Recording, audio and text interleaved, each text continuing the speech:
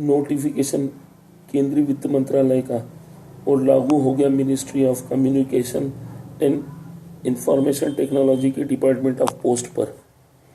क्या यह केंद्र सरकार की धोखाधड़ी और कूट रचना नहीं है? नोटबंदी में क्या डिपार्टमेंट ऑफ पोस्ट नहीं बना बलि का बकरा? क्या नोटबंदी नोटिफिकेशन में डिपार्टमेंट ऑफ पोस्ट को समाहित किया गया था?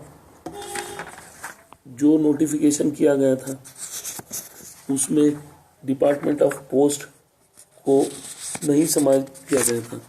ये देख लीजिए, ये इसके प्रमाण है। नोटिफिकेशन यहाँ पर क्लियर है कि उन्होंने डिपार्टमेंट ऑफ पोस्ट को नोटबंदी घोटाले, नोटबंदी की जो प्रक्रिया थी उसमें समाहित किया था।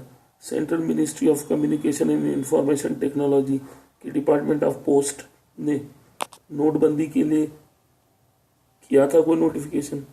अब विचारणीय प्रश्न है कि जब केंद्रीय वित्त मंत्रालय ने नोटिफिकेशन में जो नोटिफिकेशन जारी हुआ था उसमें डिपार्टमेंट ऑफ पोस्ट समाहित नहीं था, तो प्रश्न ये उठता है कि क्या central ministry of communication and information technology का जो डिपार्टमेंट ऑफ पोस्ट है उसने अलग से नोट बदलने के लिए 500 और 1000 की जो नोटबंदी प्रक्रिया है उसमें भागीदारी दर्शाने के लिए नोटिफिकेशन किया था? तो क्या पोस्ट ऑफिस रिजर्व बैंक के अधीन है? तो क्या पोस्ट ऑफिस वित्त मंत्रालय के अधीन है? आज जो नोटिफिकेशन हुए हैं कूट रचना कर, उसमें बैंक थी कोऑपरेटिव बैंक, उस पर तो नोटिफिकेशन में कोऑपरेटिव बैंक को लिया गया। आज रिजर्व बैंक ऑफ इंडिया उस पर नोटबंदी के लिए जो एक्सचेंज हो रहा है उसको प्रतिबंध लगाए हुए, लेकिन जो विभाग था ही नहीं, डिपार्टमेंट डाक विभाग था ही नहीं उनके नोटिफिकेशनों में, उसको उन्होंने जबरन इस प्रक्रिया में समाहित कर डाला। और ये देखिए इसके प्रमाण हैं।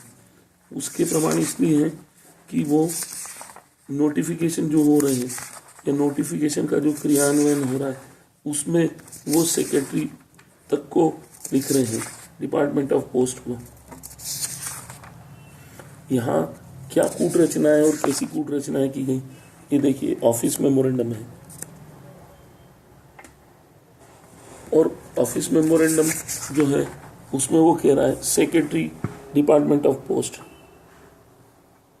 ये देखिए, जबकि नोटिफिकेशन में हुआ ही नहीं और नोटिफिकेशन में डाकघर को समाहित ही नहीं किया गया था।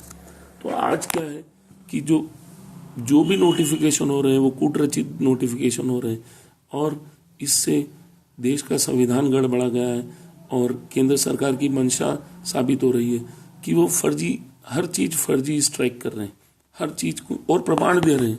इससे बड़ा प्रमाण और क्या सुप्रीम कोर्ट इन प्रमाणों को नहीं देखना चाहती या वो धृतराष्ट्र बनी हुई है? ऐसा कौन सा मोह है? महाभारत में तो जो देखा गया था कि पुत्र मोह था धृतराष्ट्र को, लेकिन यहाँ पर सुप्रीम कोर्ट को किसका मोह? जनता का मोह नहीं है? यहाँ पर विचारणीय प्रश्न ही हो रहा है, सुप्रीम कोर्ट हस्तक्षेप क्यों नहीं कर रही है ये फर्जी फाइनेंशियल स्ट्राइक पर? यहाँ पर स्पष्ट होता है कि सुप्रीम कोर्ट ने धृतराष्ट्र की भूमिका निभा ली है।